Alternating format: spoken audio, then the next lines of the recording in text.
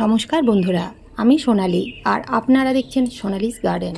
বন্ধুরা, আজকে আমার ভিডিও দেখে আপনারা জানতে পারবেন বর্ষাকালে কি কি গাছের কাটিং থেকে আপনারা খুব সহজে চারা তৈরি করতে পারবেন। আপনারা অনেকেই জানতে চাইছেন, বেশ কিছু কাটিং বসাচ্ছেন কিন্তু সেই কাটিংগুলো আপনারা কিছুতেই চারায় পরিণত করতে পারছেন না। তো আমি বলবো এই বর্ষার সময়টাকে আপনারা কাজে লাগান। বর্ষা শুরু হয়ে গেছে, এই সময় আপনারা যে কোনো গাছের ডাল থেকে খুব সহজে চারা তৈরি করতে পারবেন। আপনাদের হাতের সামনে যদি বেশ কিছু ফুল গাছ থাকে যেগুলো আপনাদের পছন্দ, তো আমি বলবো সেই পছন্দের ডালগুলো কেটে নিয়ে আসুন। এমন ডাল কাটবেন যেন পেন্সিল সাইজের একটু পুরনো ডাল হয়। একেবারে কচি বা নতুন ডাল কিন্তু কেটে আনবেন না। পুরনো ডালে মোটামুটি মিডিয়াম যে ডালগুলো হবে সেই ডালগুলোতে খুব সহজে চারা তৈরি করা যায়। একটা কাটিং বসাবেন না, যখনই আপনারা কাটিং বসাবেন অবশ্যই 5-6টা বা তারও বেশি কাটিং বসান। সব কাটিংই যে চারায় পরিণত হবে এমন কোনো কথা নেই, তবে অনেকগুলো যদি কাটিং লাগানো হয় তাহলে কয়েকটা তো কাটিং থেকে চারা তৈরি হবেই, একেবারে 100% হবেই। তো কি কি গাছের ডাল থেকে আপনারা এখন চারা তৈরি করতে পারবেন চলুন একটা একটা করে জেনে নেওয়া যাক।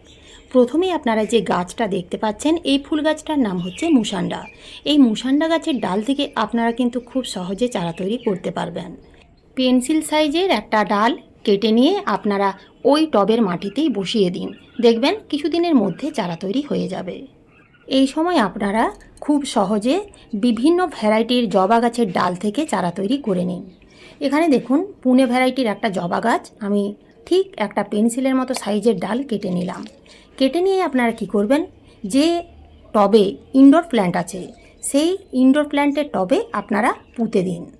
তাতেই দেখবেন কিছুদিনের মধ্যে সুন্দর চারা তৈরি হয়ে যাবে, মাটি তৈরি করার কোনো প্রয়োজন নেই।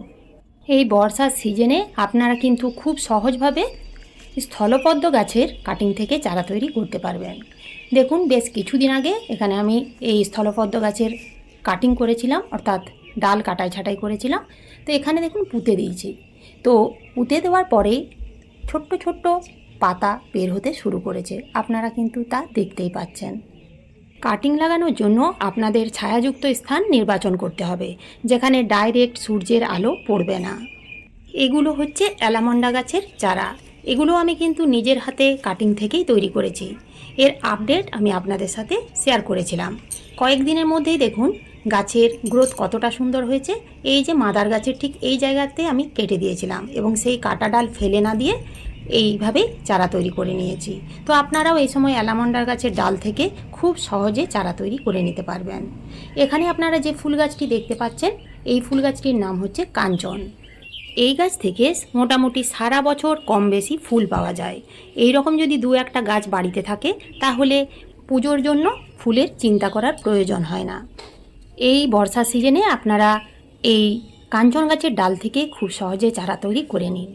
এখানে আপনারা দেখতেই পাচ্ছেন কিছুদিন আগে আমি একটা কাটিং বসিয়েছিলাম, দেখুন কি সুন্দর চারা তৈরি হয়েছে।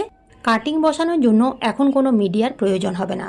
আপনারা ভেজা মাটিতে, যে মাটিতে আপনাদের গাছ বড় হচ্ছে সেই মাটিতেই পুঁতে দিন, তাহলেই দেখবেন চারা তৈরি হয়ে যাবে। বন্ধুরা, আপনারা দেখতেই পাচ্ছেন কিছুক্ষণ আগে বৃষ্টি হয়েছিল এবং বৃষ্টি একটু থেমেছে বলে আমি বেশ কিছু কাটিং এখন বসিয়ে নিচ্ছি। আপনারা এই সময় নয়নতারা গাছের ডাল থেকে খুব সহজে চারা তৈরি করে নিতে পারবেন। এই রকম একটা নয়নতারার ডাল কেটে নিন, নিচের দিকের পাতাগুলো বাদ দিয়ে দিন।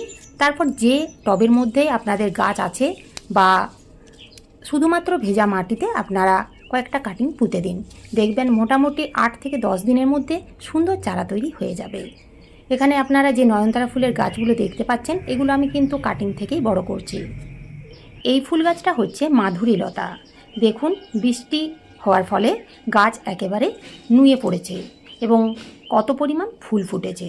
এই সময় আপনারা এই রকম সাইজের একটা ডাল কেটে মাটিতে পুঁতে দিন, দেখবেন কিছুদিনের মধ্যে সুন্দর চারা তৈরি হয়ে যাবে এবং কিছুদিনের মধ্যে সেই গাছ থেকে আপনারা কিন্তু ফুলও ফোটাতে পারবেন। এই সময় আপনারা বেলি ফুল গাছের ডাল পুঁতে দিন। এখানে দেখুন কয়েকটা ডাল পুঁতে দিয়েছিলাম, দেখুন কত সুন্দর চারা তৈরি হয়েছে। এই বর্ষা সিজনে আপনারা অনায়াসে টগর ফুলের গাছের ডাল থেকে সুন্দর চারা তৈরি করতে পারবেন। এখানে দেখুন এই গাছটা আমি কিন্তু কাটিং থেকেই বড় করেছি। গাছের গ্রোথ এবং গাছের পাতা দেখুন সবুজে সবুজ। বেশ কিছু ফুল ফুটেছিল, সকালবেলায় পুজো দেওয়ার জন্য তুলে নিয়েছি। তো এখনও দেখুন বেশ কয়েকটা ফুল ফুটে আছে এবং অসংখ্য কুড়ি আছে। আপনারা এই সময় টগর গাছের ডাল থেকে চারা তৈরি করে নিতে পারবেন। এই সময় আপনারা পর্তুলাকা ফুল গাছের কাটিং থেকে চারা তৈরি করতে পারেন। এখানে দেখুন একটা প্লাস্টিকের প্যাকেটের মধ্যে শুধুমাত্র মাটি দিয়ে আমি কয়েকটা ডাল পুঁতে দিয়েছিলাম। গাছের গ্রোথ দেখুন সুন্দর চারা তৈরি হয়ে গেছে এবং ফুলও ফুটতে কিন্তু শুরু করে দিয়েছে। এই গাছের কাটিংগুলো লাগানো হয়ে গেলে অতিরিক্ত বৃষ্টির জলে কিন্তু ভেজাবেন না, এতে কাটিংগুলো নষ্ট হয়ে যেতে পারে। কেননা এই গাছ যেহেতু স্যাকুল্যান্ট গোত্রের, এইরকমই এই গাছের কাণ্ডে বা ডালে জল স্টোর থাকে, তাই আপনাদের বৃষ্টির জল থেকে এই কাটিংগুলোকে বাঁচিয়ে রাখতে হবে। এছাড়াও এই সময় আপনারা বাগানবিলাস গাছের ডাল থেকে চারা তৈরি করে নিন। মোটামুটি এই রকম সাইজের একটা ডাল আপনারা বেছে নিন এবং এই রকম শুধু একটা নয় কয়েকটা ডাল শুধুমাত্র ভেজা মাটিতে পুঁতে দিন।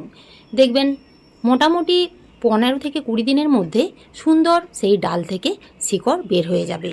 রঙ্গন গাছের ফুল দেখতে খুবই সুন্দর হয় এবং এর বিভিন্ন কালার হয়। তো আপনারা যদি এই সময় রঙ্গন গাছের ডাল পুঁতে দিতে পারেন তাহলে সেই ডাল থেকে আপনারা খুব সহজে চারা তৈরি করে ফুল ফোটাতে পারবেন।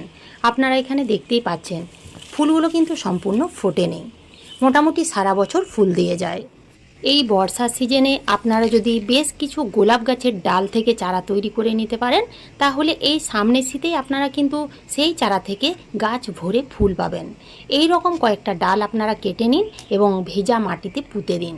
দেখবেন কিছুদিনের মধ্যে এই বর্ষাতেই সুন্দর চারা তৈরি হয়ে যাবে।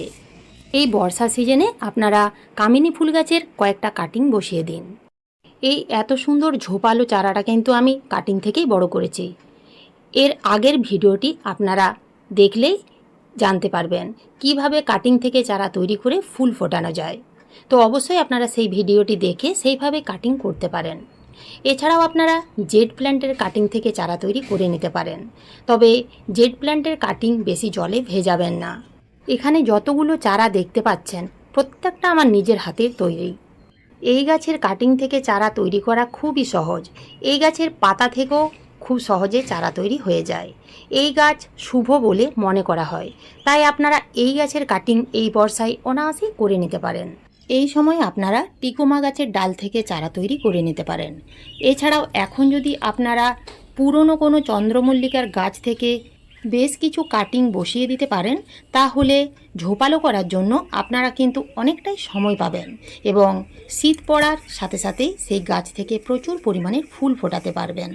বন্ধুরা, আমি তো অনেকগুলো ফুল গাছের নাম বললাম, যে ফুল গাছের ডাল থেকে আপনারা অনায়াসেই চারা তৈরি করে নিতে পারবেন, বিশেষ করে এই বর্ষার সিজনে।